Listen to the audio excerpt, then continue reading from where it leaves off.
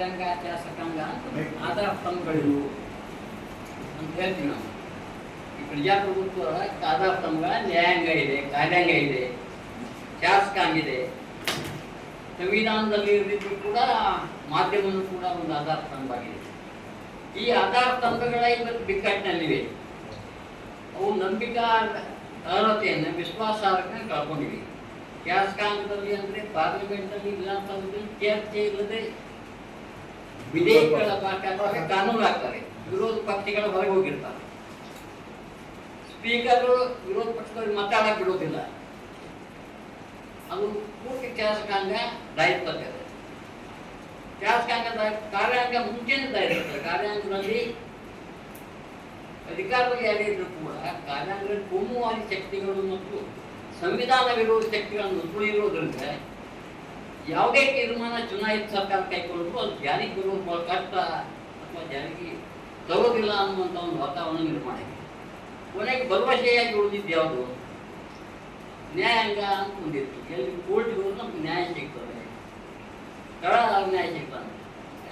ಆದರೆ ನ್ಯಾಯಾಂಗದಲ್ಲಿ ನ್ಯಾಯಾಲಯ ಇತ್ತೀಚಿನ ತೀರ್ಪುಗಳನ್ನು ಗಮನಿಸಿದರೆ ಅಲ್ಲಿಯೂ ಕೂಡ ರಾಮ ಜನ್ಮಭೂಮಿ, ಬಾಬರಿ ಮಸೀದಿ ವಿಷಯದಲ್ಲಿ ಬಂದಂಥ ತೀರ್ಪು ಉದಾಹರಣೆ ಇದಕ್ಕೆ ಯಾವುದೇ ಆಧಾರ, ಸಾಕ್ಷ್ಯಾಧಾರ ಇಲ್ಲದೆ ನಂಬಿಕೆಯ ಆಧಾರದ ಮೇಲೆ ಒಂದು ತೀರ್ಪು, ನಂಬಿಕೆಯ ಆಧಾರದ ಮೇಲೆ ನ್ಯಾಯಾಲಯಗಳ ತೀರ್ಪು ಕೊಡುವ ಮಟ್ಟಕ್ಕೆ ಈ ದೇಶದಲ್ಲಿ ಬಂದಿದೆ.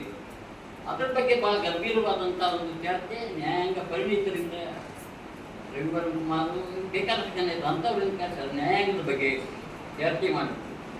ಮಾಧ್ಯಮಗಳ ಬಗ್ಗೆ ನಾವೆಲ್ಲ ಮಾಧ್ಯಮದಲ್ಲಿ ಕೆಲಸ ಮಾಡೋದು.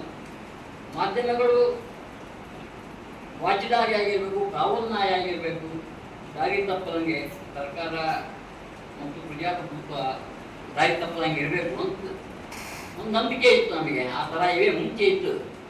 ಈಗ ಆಳುವ ಸರ್ಕಾರದ ಮತ್ತು ರಾಜಕಾರಣಿಗಳ ಕಾವಲು ನಾಯಿಗಳಾಗಿ ಕೆಲಸ ಮಾಡ್ತಾ ಇದೆ. ವಿಶ್ವಾಸಾರ್ಹತೆಯನ್ನು ಕಳ್ಕೊಂಡಿವೆ. ಒಂದು NDTV ಅಂತ ಕೆಲವೊಂದು ಚಾನಲ್ಗಳಿದ್ದು ಆ ಚಾನಲ್ಗಳಲ್ಲಿ ಕೂಡ ಅದಾನಿ ಶೇರ್ ಖರೀದಿ ಮಾಡಿ ಆ ಚಾನಲ್ಗಳ ಮೂಲ ಯಾರು ಮಾಲ ಹಾಕಿದ್ರು ಅವ್ರನ್ನೇ ಹೊರಗೆ ಹಾಕಿದ್ರು.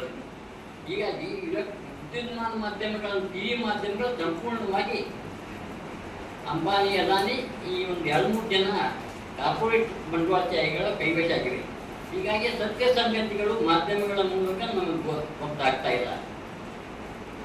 ಸ್ವಲ್ಪ ಮುದ್ರಣ ಮಾಧ್ಯಮ ವಿಶ್ವಾಸಾರ್ಹತೆ ಉಳಿಸ್ಕೊಂಡಿದ್ರು ಕೂಡ ಅವು ಎಲ್ಲರಿಗೂ ತಲುಪ್ತಾ ಇಲ್ಲ. ಈಗ ಏನೋ ಸೋಷಿಯಲ್ ಮಾಧ್ಯಮ, ಈ ಫೇಸ್ಬುಕ್ ಅಂತ ಇಂಥದ್ರಲ್ಲಿ ಸ್ವಲ್ಪ ಸತ್ಯ ಬಯಲಿಗೆ ಬರ್ತಾ ಇದೆ. ಇದ್ರ ಬಗ್ಗೆ ಕೂಡ ಮುಖ್ಯವಾಗಿ ಈ ಪ್ರಜಾಪ್ರಭುತ್ವಕ್ಕೆ ಮತ್ತು ಸಂವಿಧಾನಕ್ಕೆ ಗಂಡಾಂತರಕಾರಿಯಾದಂಥ ನ್ಯಾಯಾಂಗ, ಶಾಸಕಾಂಗ ಮತ್ತು ಕಾರ್ಯಾಂಗ ಮತ್ತು ಮಾಧ್ಯಮ ಇವುಗಳ ಬಗ್ಗೆ ಬೇರೆ ಬೇರೆ ಗೋಷ್ಠಿಗಳಲ್ಲಿ ಪರಿಣಿತರಲ್ಲಿ ಚರ್ಚೆ ನಡೆಸಬೇಕು. ಅದು ಹೇಗೆ ಸಂವಿಧಾನಕ್ಕೆ ಅಪಾಯ ಎದುರಾಗಿದೆ, ಸಂವಿಧಾನಕ್ಕೆ ಅಪಾಯ ಅಂದರೆ ಪ್ರಜಾಪ್ರಭುತ್ವಕ್ಕೂ ಅಪಾಯ ಎದುರಾಗಿದೆ. ಮೋದಿಯವರು ಕೊಡುವಂಥ ಹೇಳಿಕೆಗಳು, ಈಗ ಇರಾನ್ ಮೇಲೆ ನಡೆದಂಥ ದಾಳಿಯಲ್ಲಿ ಅವರು ತಾಳದಂಥ ಮೌನ, ಇಂಥ ವಿಷಯಗಳನ್ನು ಅದು ಚರ್ಚೆಗೂ ಬರುವುದಿಲ್ಲ ಈಗ. ಯಾಕಂದ್ರೆ ಮಾಧ್ಯಮಗಳಲ್ಲಿ ಬರುವುದಿಲ್ಲ. ಇಂಥ ವಿಷಯ ಗೋಷ್ಠಿಗಳನ್ನು ಕೇಂದ್ರೀಕರಿಸಬೇಕು ಅಂತ ನನ್ನ ಅಭಿಪ್ರಾಯ.